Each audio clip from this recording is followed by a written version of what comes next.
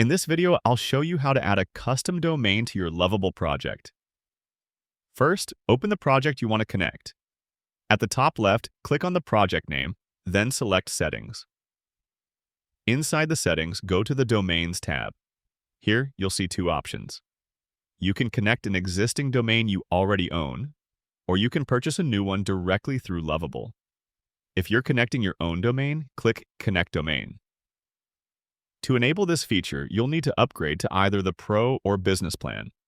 You can view the pricing and features on this page and choose between monthly or annual billing. Once you've upgraded, you'll be able to enter your custom domain and complete the connection process. If you don't already have a domain, you can also choose the Buy Domain option to register one directly and link it instantly to your project. And that's it. Your Lovable app is now connected to a custom domain, making it more professional and easier to share. If this tutorial helped, don't forget to like the video and subscribe to the channel for more Lovable guides.